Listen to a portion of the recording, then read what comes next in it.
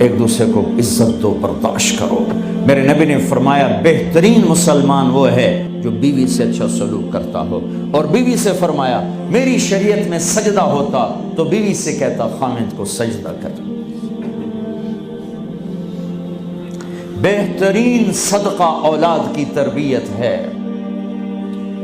پورا گھر میرے نبی نے نقشہ، ہر ایک کی قیمت بتائی۔ ماں تیرے قدموں تلے جنت، کا کاش میری ماں زندہ ہوتی، تم دیکھتے میں کیا کرتا، میں عشاء کی نماز کے مصلی پر ہوتا، میں سورۃ فاتحہ پڑھ رہا ہوتا، ادھر سے آواز آتی میری ماں کی محمد، تو میں نماز توڑ کے کہتا لبیک اماں جان۔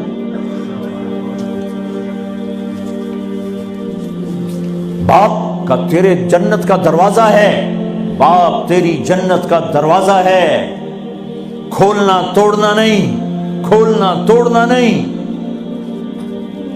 توڑ دیا تو جنت میں نہ جا سکو گے۔ سب سے بہترین مسلمان جو بیوی سے اچھا سلوک کرے، سب سے بہترین عورت جو اپنے خامند کی منشا کو دیکھے۔ پھر آپ نے ایک عجب بات فرمائی جو معاشرے میں بہت بوجھ بنتا ہے جس کا، ہاں بھائی تمہیں ایسا صدقہ بتاؤں جس سے بڑھ کے کوئی صدقہ نہیں، تمہیں ایسا صدقہ بتاؤں جس سے بڑھ کے کوئی صدقہ نہیں۔ انہوں نے کہا جی کیا؟ کہا الابنۃ المردودہ، جس کی بیٹی کو طلاق ہو گئی یا بیوہ ہو گئی اور گھر واپس آ گئی ماں باپ کے، یا ماں باپ نہیں ہے تو بھائی ہیں، وہ ایک بوجھ بنتی ہے ماں باپ پر بھی، اور بھائی تو ویسے ہی باغی ہو جاتے ہیں۔ میرے نبی نے فرمایا اس بچی پہ خرچ کرنا کائنات کا سب سے افضل صدقہ ہے۔ گھر، ایک گھر کیسے چلتا ہے؟ ہمارے ہاں پنجاب، سندھ، بلوچستان سرحد میں بہنوں کو وراثت میں کوئی حصہ نہیں ملتا، سب بھائی کھا جاتے ہیں۔ میرے نبی نے فرمایا جس کو اللہ نے 2 بہنیں دیں اس نے ان کا حق ادا کیا، شادی کی حق ادا کیا۔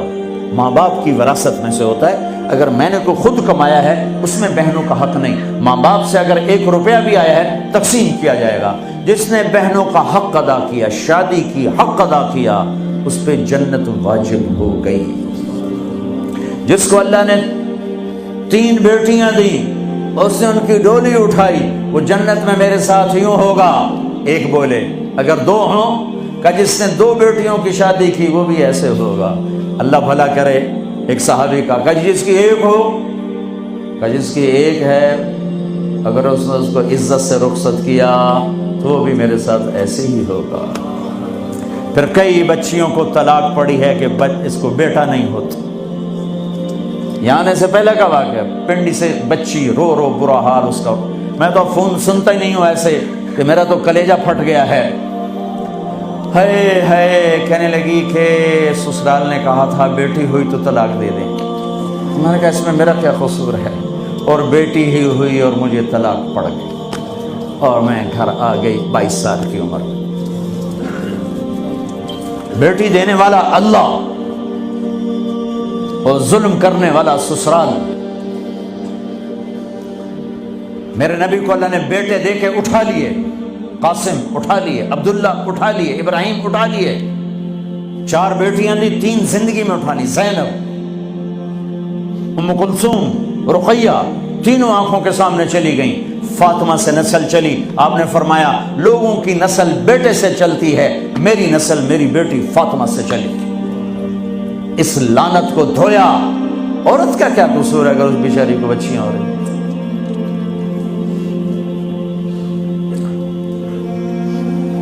جس نے اپنی بہنوں کو حق ادا کیا، جس نے بیٹیوں کو ڈولے میں بٹھایا، ان کا حق ادا کیا، کہ جنت میں یوں ہو جائے گا۔ بہنوں کو دینا اتنا ضروری ہے، حرام ہو جاتی ہے روٹی۔ میں نے مولانا جمشید صاحب میرے استاد ہیں، میں نے ان سے تفسیر پڑھی۔ میں ایک دن شہد کی بوتل لے کر گیا، پرانی بات ہے 76-77۔ میں نے کہا حضرت یہ ہدیہ ہے۔ فرمایا کہاں سے لائے ہو؟ کہ میرے اپنے باپ کا ہے۔ فرمایا تیرے باپ نے اپنی بہنوں کو، تیرے باپ نے اپنی بہن یعنی میری پھوپھیوں کو، تیرے باپ نے اپنی بہنوں کو زمین میں سے حصہ دیا تھا؟ یہ سوال کیوں کیا؟ 10 روپے کی شہد کی بوتل تھی اس وقت، کہ اگر دیا تھا تو یہ میں لے لوں گا، اگر نہیں دیا تو پھر یہ حرام ہے، میں نہیں لوں گا۔